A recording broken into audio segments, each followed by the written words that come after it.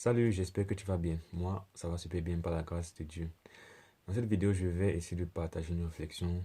Voilà, c'est le rapport qu'il peut avoir entre la recherche de la gloire de Dieu et la présence de persécution dans ta vie contre l'absence de persécution dans ta vie qui sera liée à une absence de recherche de la gloire de Dieu dans ta vie. Donc, ce qui m'a fait penser à ça, c'est le récit de la résurrection de Lazare par Jésus. Donc nous sommes dans Jean 11. Déjà au verset 7, 6, à partir du verset 6, on dit: Lorsque donc il apprit Lazare, Jésus, que Lazare était malade, il resta 2 jours encore dans le lieu où il était. Il dit ensuite aux disciples: Retournons en Judée. Les disciples lui disent: Rabbi, les Juifs ont récemment, les Juifs tout récemment cherchaient à te lapider, et tu dis: Retournons en Judée. Donc Jésus veut retourner en Judée, sachant clairement que là-bas, il y a les Juifs qui cherchent en fait à le tuer. Et même ses disciples en fait sont surpris qu'il veuille volontairement retourner en Judée. Et donc ils finissent par retourner en Judée. Et donc Jésus va donc pour ressusciter Lazare. Et on dit donc au verset 41, il ôtait la pierre et Jésus leva les yeux en haut et dit: Père, je te rends grâce de ce que tu m'as exaucé.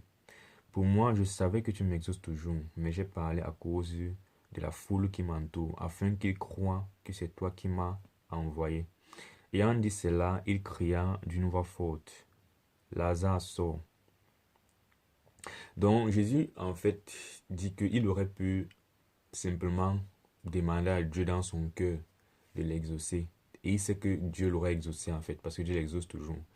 Mais en fait, il a fait cette prière avant à haute voix pour que les gens comprennent que Jésus en fait va demander à Dieu de l'exaucer. Et en l'exaucant, les gens reconnaîtront donc que c'est par Dieu que Jésus a été exaucé. Et donc les gens reconnaîtront que Jésus a été envoyé de Dieu. Donc, il le fait sortir les pieds et les mains liés de bandes et le visage enveloppé d'un linge. Jésus dit: Déliez-le et laissez-le aller. Plusieurs des Juifs qui étaient venus vers Marie et qui vit ce que Jésus fit, bien qui vit ce que fit Jésus, crurent en lui. Donc la conséquence, c'est que beaucoup de gens davantage ont cru en lui, comme généralement lorsqu'il fait ses miracles. Donc jusqu'ici, rien de vraiment différent. Donc, mais quelques-uns d'entre eux allaient trouver les pharisiens et leur dire ce que Jésus avait fait. Alors les principaux sacrificateurs et les pharisiens assemblaient le Sanhédrin et dirent: Que ferons-nous quand cet homme fait beaucoup de miracles? Si nous le laissons faire, tous croiront en lui et les Romains viendront détruire et notre ville et notre nation. Donc, soit dit en passant, les chefs du peuple en fait n'en avaient rien à faire du fait qu'il fait des miracles, il est de Dieu, il est la vérité ou pas. Ils étaient tellement concernés par le fait de garder ce qu'ils ont, garder leur nation et tout ça, que par leur en fait, par leur, je sais pas comment dire, amour des biens terrestres ils ont carrément ignoré, en fait, le miracle de Dieu qui était devant eux, et même le fait que leur salut pouvait venir par lui, quoi.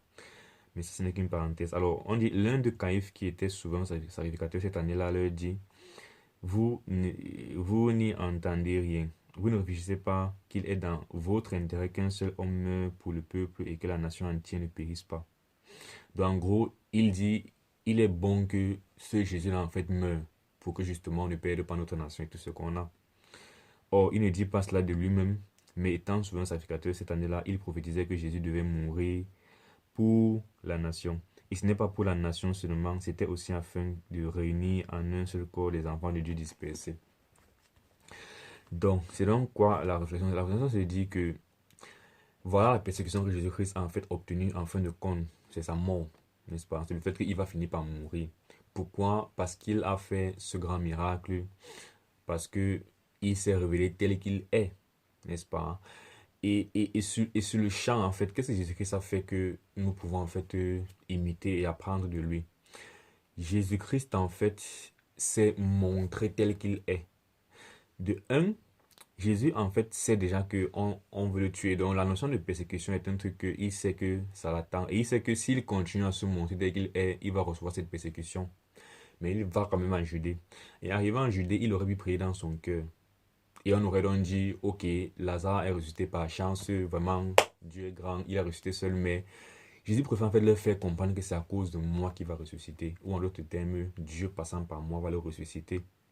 Et donc c'est donc comme ça que le crédit du miracle est attribué à Jésus-Christ et donc plus de persécutions sur lui et en fin de compte il va mourir. Donc comment est-ce que nous on peut donc appliquer ça à notre vie et nous améliorer en tant que chrétiens? On n'aura jamais de persécution si on ne se montre pas tel qu'on est, comme Jésus l'a fait. C'est la résultante de cette responsabilité qui l'amène à être persécuté.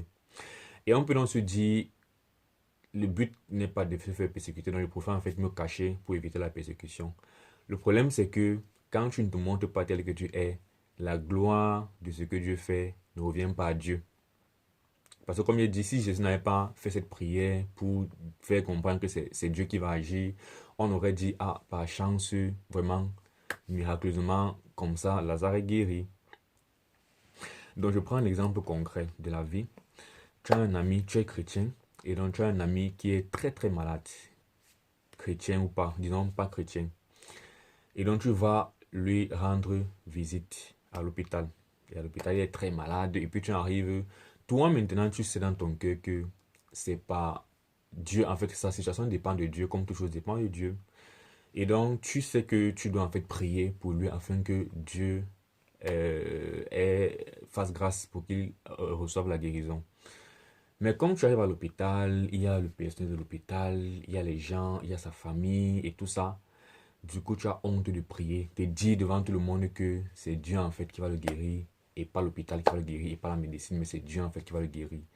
Du coup, au lieu de soit faire une prière in situ, ou même de lui donner une parole de foi dans le fait que c'est Dieu, n'est-ce pas, un Dieu qui doit espérer, tu rentres chez toi. Tu parles de tout et de rien et tu finis par rentrer chez toi, n'est-ce pas? Bref, tu l'encourages, machin, tout, mais tu rentres chez toi et tu vas prier chez toi à la maison. Après, il guérit, n'est-ce pas? Hein? On sait que le Seigneur l'a guéri. Sauf que qu'est-ce que les gens vont dire? Les gens vont dire, oh, la chance. Ou alors les gens vont dire, vraiment, la médecine, vraiment, non, ils ont reçu les médecins, vraiment, merci beaucoup d'avoir réussi à soigner notre enfant, notre ami, etc., etc. Donc, même si on sait que c'est en fait Dieu qui lui a accordé la guérison par sa grâce, les hommes ne vont pas rendre gloire à Dieu. Les hommes vont rendre gloire soit aux hommes, soit à la chance, soit au hasard.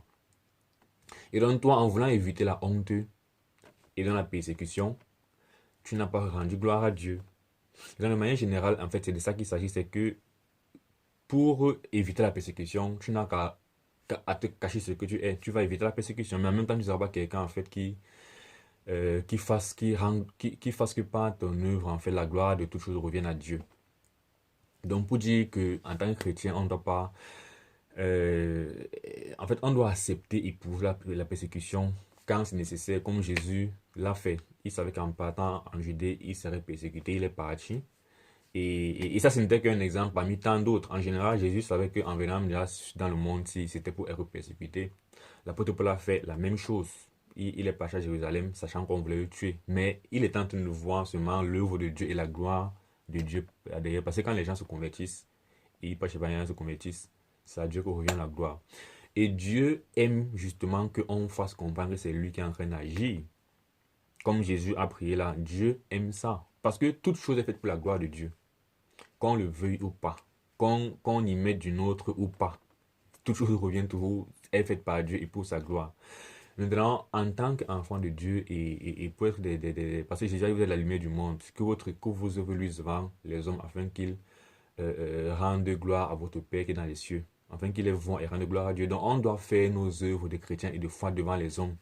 Ça n'a rien à voir avec l'orgueil, la prétention, quoi que ce soit, n'est-ce pas? Sauf quand tu le fais par excès pour l'objectif d'être vu. Mais je veux dire, de manière naturelle, on doit vouloir en fait que la gloire de toutes choses revienne à Dieu autant que cela dépend de nous. Et un dernier exemple, par exemple, pourquoi est-ce que dans Amos 3:6, par exemple, le Seigneur dit que quoi? Il dit, y a-t-il un miracle qui arrive dans une ville sans que l'Éternel en soit l'auteur? Donc que ce soit les bonnes choses ou même les mauvaises choses, les malheurs, Quand Dieu est à l'origine de ça, il veut qu'on sache que c'est de lui que ça vient. C'est pour ça qu'on voit les prophètes partir prêcher ces jugements dans les villes. Pour que quand après la ville est détruite, on ne se dise pas que ouais, la malchance. On comprend que c'est Dieu qui est en train de nous détruire.